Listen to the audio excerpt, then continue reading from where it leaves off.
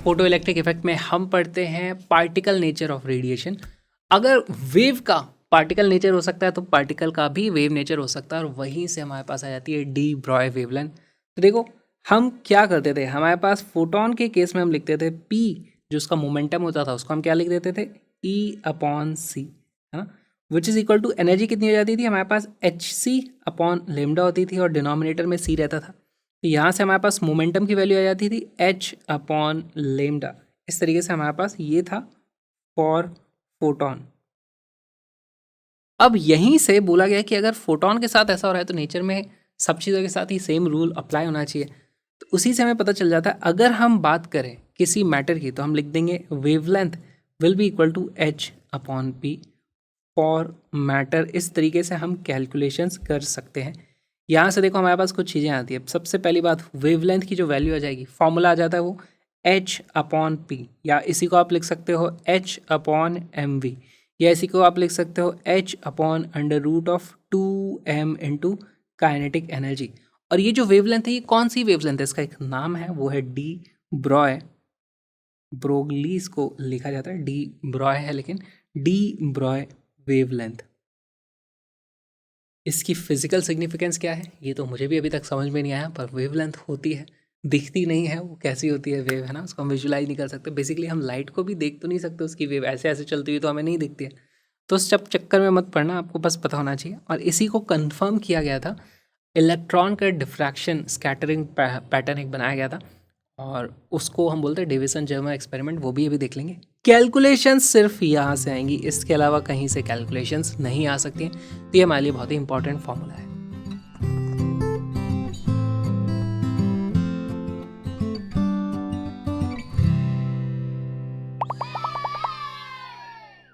D Broglie wavelength हमें समझ में आ गई है। डी ब्रॉय वेवलेंथ होती है wavelength is equal to h upon P.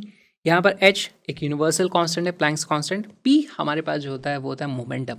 अब क्वेश्चन किस तरीके से पूछे जाएंगे, बोला जाएगा एक चार्ज पार्टिकल है, उसको इतने वोल्ट से हमने एक्सेलरेट कर दिया, बताओ उसकी वेवलेंथ कितनी होगी। तो ऐसे केस में देखो इसी को हम मॉडिफाई कर चुके हैं, हमारे पास इसकी वैल्यू कितनी आ जाती है, h upon under root of 2 into mass into kinetic energy. इस तरीके से मैं लिख सकता हूँ। अच्छा, काइनेटिक एनर्जी को आप किस तरीके से लिखोगे, अगर चार्ज Q को V वोल्टेज से एक्सेलरेट कर दिया, ये हमारे पास Q था एट रेस्ट, और फिर उसको हमने एक पोटेंशियल, ये था 0 वोल्ट, ये है मान लो हमारे पास कुछ V वोल्ट, यहाँ से हमने इसको एक्सेलरेट कर दिया तो यहाँ पर इसकी कुछ वेलोसिटी हो जाएगी, अरे यार वोल्ट देखो यहाँ पे वेलोसिटी होगी, इसकी कुछ काइनेटिक एनर्जी हो जाएगी। काइनेटिक एनर्जी कितनी हो जाती है, Q टाइम्स हमारे पास जो भी पोटेंशियल डिफरेंस था। अब यही वैल्यू को आप यहाँ पे लिख दोगे तो हमारे पास वेवलेंथ की वैल्यू आ जाती है, wavelength is equal to h upon under root of 2m/Q into volt. ये क्या है, एक्सेलरेशन वोल्टेज। तो जैसे एक अल्फा पार्टिकल को 5 वोल्ट से एक्सेलरेट कर दिया, तो यहाँ पे आपको अल्फा पार्टिकल का मास रखना है, उसका चार्ज रखना है, उसको 5 वोल्ट किया है वो रखोगे, वैल्यू उसकी वेवलेंथ आ जाएगी। अब सबसे ज़्यादा कॉमनली इसमें इलेक्ट्रॉन के बारे में पूछा था। इलेक्ट्रॉन के लिए एच हमें पता है, उसका चार्ज हमें पता है, उसका मास हमें पता है। तो यहाँ पर हम एक फॉर्मूला बना सकते हैं फॉर इलेक्ट्रॉन। हमारे पास देखो क्या आ जाएगा, इलेक्ट्रॉन के लिए जो वेवलेंथ की वैल्यू आ जाती है, बहुत ही सिंपल है फॉर्मूला, उसकी वैल्यू आ जाती है 12.3 एंगस्ट्रॉम, और डिनोमिनेटर में हमारे पास v जो कि वोल्ट होगा, कितने वोल्ट से हमने उसको एक्सेलरेट किया था। अच्छा, फोटो इलेक्ट्रिक इफेक्ट की बात करी जाए तो वहाँ पे हमारे पास एक स्टॉपिंग पोटेंशियल होता है ना, तो आप स्टॉपिंग पोटेंशियल की वैल्यू भी यहाँ पे रख दोगे, वही वोल्ट होता है, तो भी आपको उसकी पता चल जाएगा भाई हमारे पास जो काइनेटिक एनर्जी मैक्सिमम लेके निकला था उसी को तो हम इक्वेट कर देते हैं स्टॉपिंग पोटेंशियल से, वही आप यहाँ रख दोगे तो आपको पता चल जाएगा वो जो निकला था इलेक्ट्रॉन उसकी वेवलेंथ कितनी रही होगी। या फिर सवाल ऐसा भी पूछा जा सकता है कि भाई वेलोसिटी बता दो इलेक्ट्रॉन की कितनी थी आफ्टर फोटो इलेक्ट्रिक इफेक्ट, उसकी एनर्जी मुझे पता चल जाएगी, तो बताओ उसकी वेलोसिटी कितनी आने वाली है। तो देखो वेलोसिटी का भी फॉर्मूला आपको याद होना चाहिए। वेलोसिटी की वैल्यू आती है 5.92 under root of energy in electron volt multiplied by 10⁵ metre per second. Electron की वेलोसिटी, मान लो फोटो इलेक्ट्रिक इफेक्ट हुआ, उसका वर्क फंक्शन दिया है, हमें वेवलेंथ पता थी इंसिडेंट रेडिएशन की, बताओ कि जो इलेक्ट्रॉन निकला है उसकी वेलोसिटी कितनी होगी। तो आप उसकी एनर्जी जो होगी काइनेटिक एनर्जी मैक्स पता कर लेना, वो यहाँ पे रख देना, और यहाँ से आपको वेलोसिटी की वैल्यू मिल जाएगी। तो ये डायरेक्टली दो फॉर्मूले बहुत इंपॉर्टेंट हैं, ये आपको पता होने चाहिए। अगर हमारे पास प्रोटॉन की बात करी जाए यहाँ पर मैं प्रोटॉन का मास, प्रोटॉन का चार्ज रख दूँ तो मेरे पास वेवलेंथ का जो फॉर्मूला आता है वो आता है 0.286 upon under root v, this will be in angstrom. और अगर हमसे बात करी जाए अल्फा पार्टिकल की वेवलेंथ की तो वो वैल्यू आती है 0.101 upon under root of v, ये भी आ जाएगी वैल्यू एंगस्ट्रॉम में। ये कुछ न्यूमेरिकल वैल्यू है जो आपको याद होनी चाहिए। डी ब्रॉय वेवलेंथ में एक तरीके के सवाल और पूछे जाते हैं फॉर गैसेज, फॉर गैस। अगर हमारे पास गैस है तो गैस का कुछ उसका मास होगा हमारे पास एटम या मॉलिक्यूल का। सेम चीज़ें हमें जो ये वाली वेवलेंथ वाली बात है उसको हमें कर देना है। यहाँ पर जो काइनेटिक एनर्जी है, काइनेटिक एनर्जी कितनी हम मानते हैं 3/2 kBT, करेक्ट। तो ये 3/2 यहाँ रहेगा तो 2 से 2 कट जाएगा और हमारे पास वेवलेंथ की जो वैल्यू आएगी, देखो वेवलेंथ को हम लिख सकते हैं h upon under root of कितना रहा था ये 2m इंटू काइनेटिक एनर्जी को लिखते थे 3/2 kBT इस तरीके से। तो वेवलेंथ का ही हमारे पास फॉर्मूला आया था, wavelength will be equal to h upon under root of 3m kB times temperature. तो ये आइडियल गैस के मोनो एटॉमिक जो है उसके लिए हमारे पास वैल्यूज आ जाएंगी। यहाँ पर मास क्या रखोगे, मास हमारे पास सब कुछ ऐसा यूनिट में होना चाहिए यहाँ पर, ठीक है।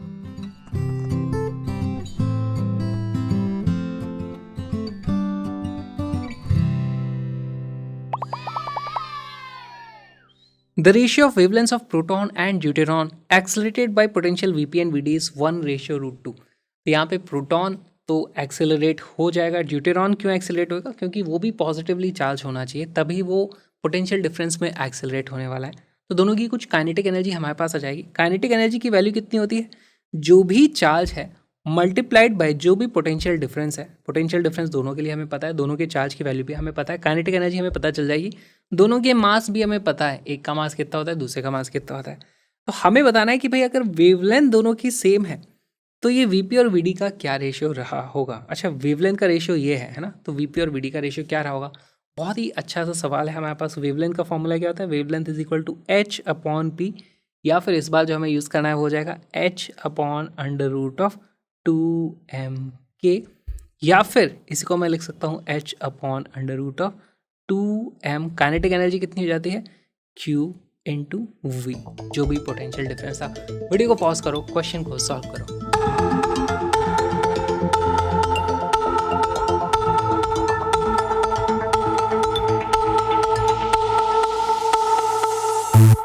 इसका करेक्ट आंसर है डी। कैसे आया, सॉल्व करते हैं।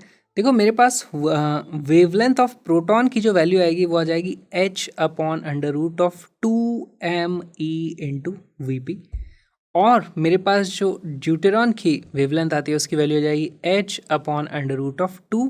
ड्यूटेरॉन का मास डबल होता है ना, तो 2m हो जाएगा जो भी मास था, चार्ज सेम होता है, और vd हमारे पास यहाँ है। इन दोनों को आप डिवाइड कर दोगे तो हमारे पास lambda P upon lambda D की जो वैल्यू आ जाती है वो वैल्यू आ जाती है under root of v d upon v p, और यहाँ पर एक हमारे पास 2 भी इस तरीके से आ जाएगा। और इसी की जो वैल्यू है वो हमें कितनी दी हुई है, दिस जो वैल्यू आ रही है ये आई है v p upon v d is 1/√2, this is 1/2 इस तरीके से। तो मुझसे पूछा है v p upon v d, वो वैल्यू मेरे पास बन जाती है 4 बराबर, या फिर 4/1 लिख सकते हो। तो 4:1 is our correct answer, D is our correct answer.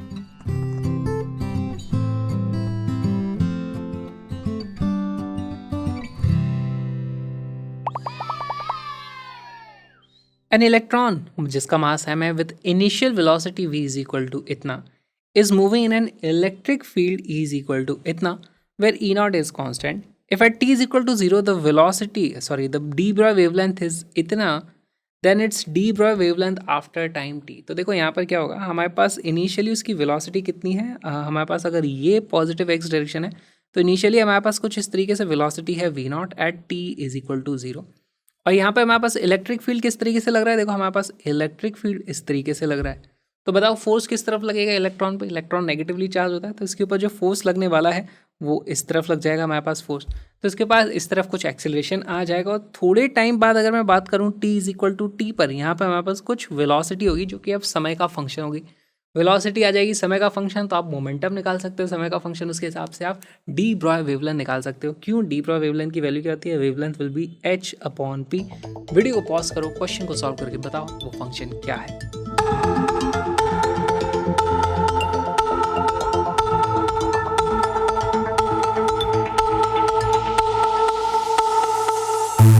इसका करेक्ट आंसर है डी। कैसे आया देखो, सॉल्व करते हैं। सबसे पहले मुझे एक्सेलरेशन पता करना पड़ेगा। एक्सेलरेशन की वैल्यू होती है फोर्स अपॉन मास। फोर्स की वैल्यू कितनी हो जाएगी? चार्ज, जो कि ई के बराबर है उसके, और इलेक्ट्रिक फील्ड की वैल्यू है ई नॉट। मास है हमारे पास एम, ये हमारे पास एक्सेलरेशन आ गया। तो किसी भी टाइम टी पे वेलोसिटी की जो बात करूंगा मैं उसको लिख दूंगा, velocity as a function of time T will be equal to V not plus acceleration into time T, यानी कि E not upon M times T. हमारे पास किसी भी टाइम पर वेलोसिटी आ चुकी है। ऑलराइट, यहाँ से मैं लिख दूंगा हमारे पास wavelength at any time T, उसकी वैल्यू आ जाएगी h upon M V, M into V. Velocity at any time की वैल्यू आ गई है V not plus E not upon M times T. अब देखो यहाँ पर इसी को सिंप्लीफाई करना है, मिलता जुलता कौन सा ऑप्शन मुझे दिखाई दे रहा है, तो सभी में लैम्डा नॉट ऊपर आ रहा है। तो लैम्डा नॉट है क्या चीज़? तो इस चीज़ को देखो, हमारे पास लैम्डा नॉट है इनिशियली जो हमारे पास वेवलेंथ थी, यानी कि h upon M v not, इस तरीके से। यहाँ पे देखो अभी एम वी नॉट इस जगह आने वाला है और ये इस तरीके से कट जाएगा, तो मैं यहाँ से लिख सकता हूँ h upon M v not इस तरफ आ जाएगा, प्लस ई नॉट टी यहाँ पर बचेगा। एम वी नॉट को मैं लिख सकता हूँ h अपॉन लेमडा नॉट, तो इसको मैं लिख दूंगा h upon h divided by lambda naught plus E not times T. यहाँ से हमारे पास आ जाता है h से h कट जाएगा, हमारे पास इसकी वैल्यू हो जाती है lambda not upon 1 plus E not lambda naught T upon h, और लेमडा नॉट अपॉन h की जो वैल्यू है वो होती है 1 अपॉन एम वी नॉट। इसी को मैं लिख सकता हूँ this will also be equal to lambda not upon 1 plus E not upon M v not times t, which is option number d. तो इस तरीके से आपको सॉल्व करना है। ये जो छोटा सा वीडियो आपने देखा एक्चुअली एक छोटा सा पार्ट है एक छोटे से प्यारे से क्रैश कोर्स का, जिसमें हमने 11th और 12th की पूरी थ्योरी और बहुत सारे कंसेप्चुअल क्वेश्चंस, बहुत सारे इंपॉर्टेंट प्रीवियस ईयर्स क्वेश्चंस, सब कुछ कवर कर लिया गया है। 40 वीडियो है जेई मेन के, 40 वीडियो है जेई एडवांस के, सब कुछ आपको मिल जाता है जेई मंथ में। Link is in the description, उसको जरूर चेकआउट करो। साथ में कलरफुल हैंडमेड PDF जो बहुत अच्छी रहेंगी आपको रिवीजन के लिए, लास्ट मिनट रिवीजन के लिए। सारे के सारे नोट्स एब्सोल्युटली फ्री हैं। जी हाँ, कोई भी उसके लिए आपको पेमेंट करने की जरूरत नहीं है। Link is in the description. Colourful handmade notes हैं, डाउनलोड करो। और मेरे व्लॉगिंग चैनल को भी सब्सक्राइब कर लेना, क्योंकि मैं जा रहा हूँ एक पैन इंडिया रोड ट्रिप पे व्लॉग बनाऊंगा।